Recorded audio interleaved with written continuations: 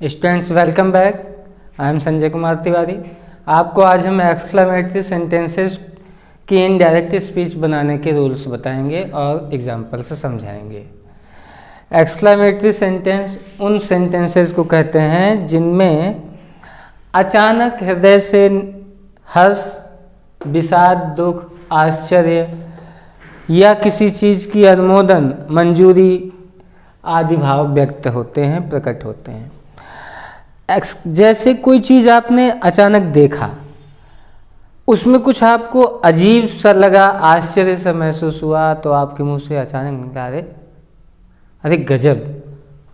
तो अब ये गजब आपने कहा, अरे गजब, 5 पैर की गाय अब आपको दिखी, आपको आश्चर्य हुआ, तो आपने वहाँ पे आश्चर्य व्यक्त करने के लिए शब्द प्रयोग किया। ठीक इसी तरह से आप पे दुख आता है तो आप कहते हैं हाय, हे भगवान, अरे भगवान। अब दुख व्यक्त करने के लिए भी आप हिंदी में कोई ना कोई शब्द प्रयोग करते हैं। इसी तरह से जब आपको कोई चीज़ अच्छी लगती है, आप प्रसन्न होते हैं, तो आप कहते हैं वाह। ठीक इसी तरह से इंग्लिश में भी दुख, सुख, आश्चर्य को व्यक्त करने के लिए शब्द हैं।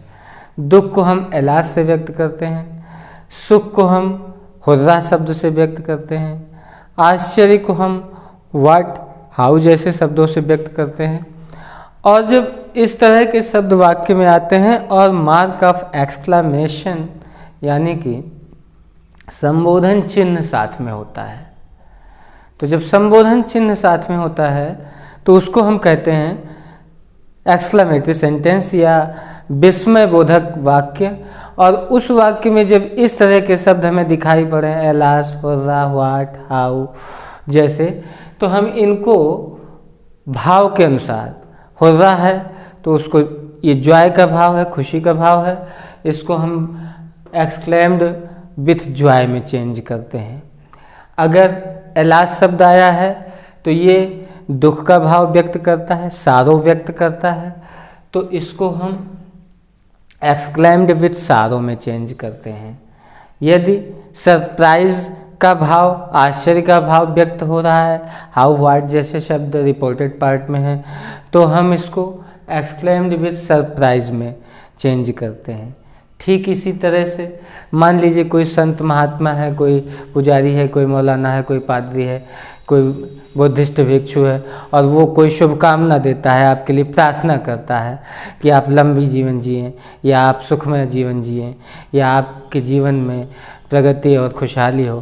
तो इस तरह अगर प्रार्थना करता है तो प्रार्थना का भाव व्यक्त होता है, तो वहाँ उसको हम प्रेड में चेंज करते हैं, PRAYED, प्रेड। अब बाकी के जितने भी चेंजेस हैं वो पहले की तरह हैं। जैसे प्रोनाउंस में हम नियमानुसार, पूर्व निर्धारित नियमानुसार चेंजेस करते हैं, जो नियम हम आपको बता चुके हैं। ठीक इसी तरह से टेंस में भी हम चेंजेस करते हैं, और प्रायः हम टेंस में चेंज करके वाक्य को असर्टिव बना दिया करते हैं।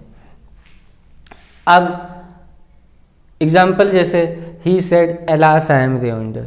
ही सेड, ही मीन्स उसने, सेड मीन्स कहा, एलास यानी दुख की बात है, आई एम ruined मैं बर्बाद हो गया। तो यहाँ पर दुख व्यक्त हो रहा है तो चेंज किया, ही एक्सक्लेम्ड विथ सारो, उसने दुख के साथ कहा। उसके बाद कंजंक्शन दैट, इस बात का ध्यान रखना है कि हम एक्सक्लेमेटरी सेंटेंसेस में कंजंक्शन दैट का प्रयोग जरूर करते हैं, ठीक वैसे ही जैसे हम अफर्मेटिव सेंटेंसेस में किया करते थे। तो ही एक्सक्लेम्ड विथ सारो दैट। उसके बाद आई को चेंज किया, हो गया ही। एम, ये प्रेजेंट की सहायक क्रिया है, एम के स्थान को, एम को चेंज किया पास्ट की सहायक क्रिया में, तो ही के साथ पास्ट की सहायक क्रिया वाज आती है, इसलिए लगा दिया वाज। ही वाज और ruined, बर्बाद हो गया। तो ही exclaimed with sorrow that he was ruined। Second sentence, the young man said what a fool I am. The young man said यानी युवा आदमी ने, सेड कहा, व्हाट अ फूल, कितना मूर्ख हूँ, आई मैं, अब वो भी आश्चर्य व्यक्त किया उसने अपने ही ऊपर कि अरे मैं तो बहुत बड़ा मूर्ख हूँ। तो यहाँ पर ये the young man exclaimed with surprise, exclaimed कहा विथ सरप्राइज यानी आश्चर्य के साथ, आश्चर्य व्यक्त हो रहा है तो बदल दिया एक्सक्लेम्ड विथ सरप्राइज में। उसके बाद दैट कंजंक्शन दैट लगा दिया, exclaimed with surprise that he was very फूल।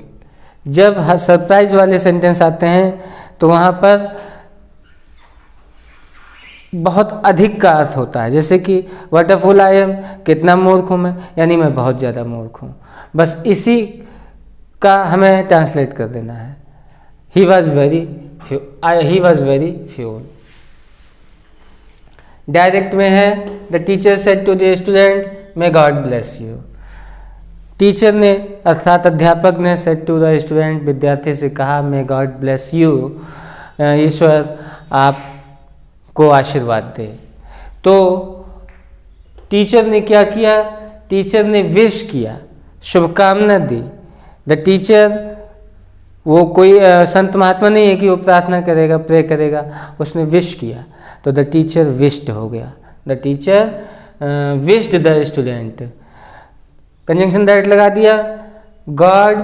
उसके बाद हम आप जानते हैं असर्टिव सेंटेंसेस में हमने ये बताया था कि मे को माइट में बदल देते हैं, तो यहाँ पे गॉड माइट ब्लेस और यू बदल जाएगा स्टूडेंट के अनुसार, तो हिम हो गया, God might bless him. Next है the saint said may you live long.